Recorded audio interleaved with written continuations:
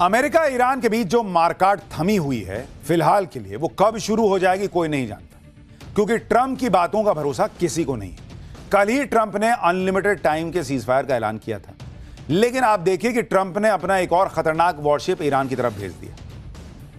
इसलिए सवाल यह है कि क्या ट्रंप सीजफायर के बहाने जंगी तैयारी के लिए टाइम जो है वो बाई कर रहे हैं, मतलब समय काट रहे हैं। इस युद्ध में आगे क्या होगा, हॉर्मुज खुलेगा कि नहीं खुलेगा, ट्रंप न जाने कब आकर कह दें कि सीजफायर खत्म, अब ईरान को मिटा दूंगा, अब यह सवाल खड़ा हो रहा है। इन्हीं आशंकाओं के बीच हमारे यहां भी कुछ लोग एक्टिव हो गए। पेट्रोल डीजल को लेकर झूठ फैलाने लगे कि जैसे ही अभी ये राज्यों में चल रहे चुनाव खत्म होंगे, सरकार तेल के दाम बढ़ा देगी, वो भी 2-4 रुपया नहीं, कह रहे हैं कि 25-30 रुपया पर लीटर बढ़ा देगी। माना जा रहा है कि ये गलत खबरें बंगाल, तमिलनाडु समेत कई राज्यों में चुनाव की वजह से सोशल मीडिया पर फैलाई जा रही। लेकिन पेट्रोलियम मंत्रालय ने पेट्रोल और डीजल की कीमतों में बढ़ोतरी से जुड़ी खबरों को फर्जी और भ्रामक बताया। पेट्रोलियम मंत्रालय ने साफ किया कि सरकार के पास ऐसा कोई प्रस्ताव अभी विचाराधीन ही नहीं है कि चुनाव के बाद तेल के दाम बढ़ाने हैं। मंत्रालय की तरफ से यह भी कहा गया कि इस तरह की खबरें नागरिकों को भय और दहशत फैलाने के उद्देश्य से फैलाई जा रही हैं और पूरी तरह शरारतपूर्ण और भ्रामक है। यानी 25-30 रुपया पर लीटर तो छोड़िए, तेल की कीमतें बढ़ाने का कोई प्रस्ताव ही अभी चर्चा में नहीं है, सरकार कह रही है। तेल के दाम बढ़ने वाली खबरों में दम इसलिए भी नहीं है क्योंकि हॉर्मुज स्ट्रेट में भले ही ईरान तेल के जहाजों को निकलने नहीं दे रहा, लेकिन जो जहाज भारत के लिए तेल लेकर आ रहे हैं उन्हें ईरान आने दे रहा है। बुधवार को ही देश गरिमा नाम का एक भारतीय जहाज हॉर्मुज स्ट्रेट को पार करके मुंबई पहुंचा है। इस जहाज को भारतीय नौसेना ने एस्कॉर्ट किया। इस ऑयल टैंकर पर 97,000 मीट्रिक टन कच्चा तेल लगा हुआ है। इसलिए सरकार कह रही है कि हाल फिलहाल तेल के दाम बढ़ाने का कोई प्रस्ताव आया ही नहीं है, ना ही सरकार इस पर विचार कर रही है।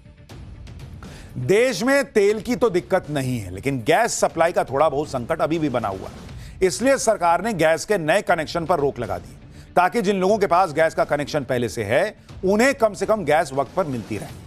भारत के पेट्रोलियम मंत्रालय ने कहा है कि फिलहाल स्थिति सामान्य होने तक नए कनेक्शन नहीं दिए जाएंगे।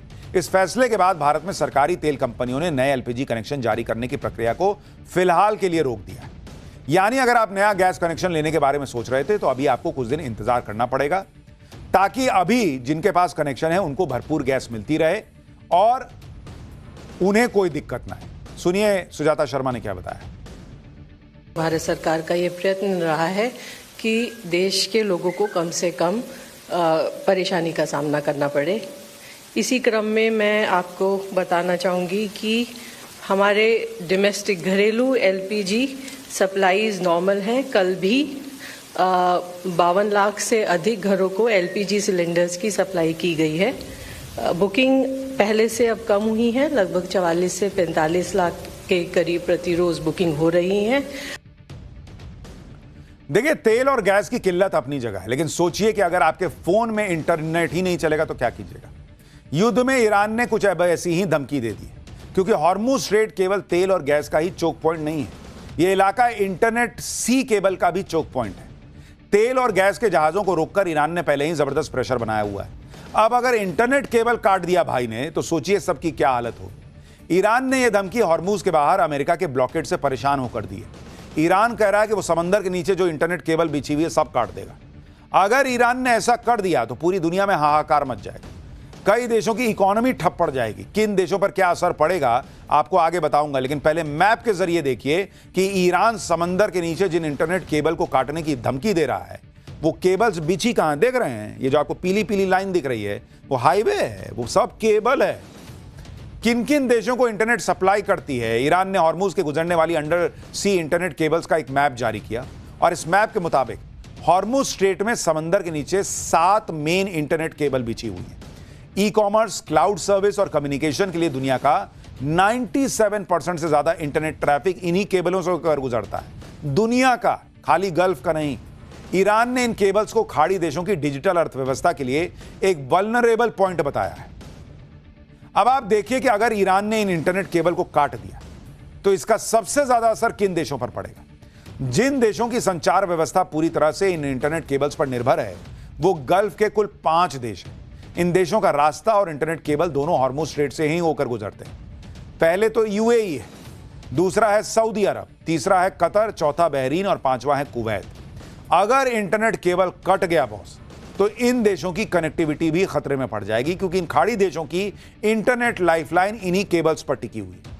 अगर एक दो केबल कटती है तो असर सीमित हो सकता है, लेकिन अगर एक साथ कई केबल्स को नुकसान हुआ तो इंटरनेट स्पीड स्लो हो सकती है, वेबसाइट्स डाउन हो सकती हैं, बैंकिंग, क्लाउड के साथ साथ डिजिटल सर्विसेज पर असर पड़ सकता है।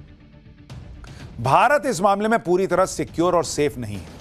भारत का करीब 60% इंटरनेट ट्रैफिक पश्चिम की तरफ यानी मिडिल ईस्ट और यूरोप जाने वाली केबल से होकर गुजरता है।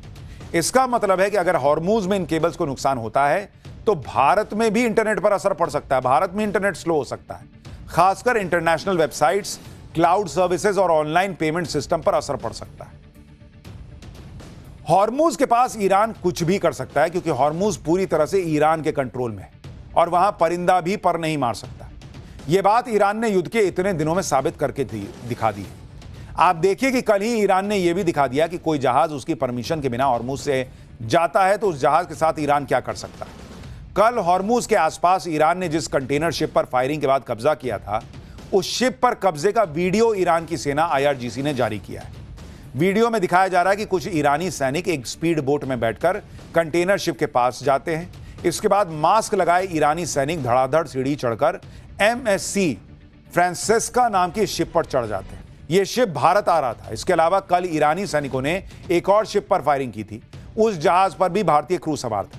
आज विदेश मंत्रालय की तरफ से इस घटना के बारे में क्या बताया गया है वो भी सुनिए। So just to say that, in these two ships which were fired, they are foreign owned. There are some Indian nationals on them, on board these ships. They are safe.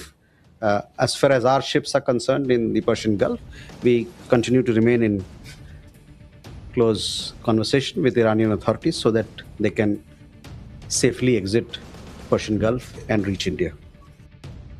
Iran ने जहाजों पर कब्जा करके Trump को challenge दिया है, क्योंकि Trump कह रहे हैं कि अमेरिका ने हॉर्मूज के जवाब में ईरान की जो नाकेबंदी की है उससे ईरान को हर दिन $500 मिलियन का नुकसान हो रहा है। लेकिन ईरान तो ट्रंप के दावे को हवा में उड़ा रहा है और कह रहा है कि हॉर्मूज से तो उसे जबरदस्त कमाई हो रही है, वो भी बिना तेल बेचे। ईरान की यह नई कमाई हॉर्मूज स्ट्रेट में जहाजों से टोल वसूल कर हो रही है। कुछ दिन पहले ईरान ने ऐलान किया था कि वो युद्ध में अमेरिका और इजराइल ने उसे जितना नुकसान पहुंचाया है उसकी भरपाई वो हॉर्मूज से गुजरने वाले जहाजों से टोल वसूल कर करेगा। इसी के बाद ईरान ने अपने मित्र देशों के जहाजों को छोड़कर बाकी सभी देशों के जहाजों से टोल वसूलना शुरू कर दिया। अब ईरान ने दावा किया है कि उसने हॉर्मूज में टोल वसूली से पहला रेवेन्यू हासिल कर लिया। रिपोर्ट्स के मुताबिक ईरान टोल के नाम पर हर ऑयल टैंकर से $20 लाख ट्रांजिट फीस वसूलता था। ईरान इन पैसे की पेमेंट कभी युआन में तो कभी क्रिप्टो करेंसी में लेता था। ईरान इस पैसे को अपने बैंक्स में जमा कर रहा है। यानी ट्रंप ईरान को नुकसान पहुंचाने की जितनी कोशिश कर रहे हैं, ईरान उस नुकसान की भरपाई उस रास्ते से निकलने वाले तेल के टैंकर से कर ले रहा है।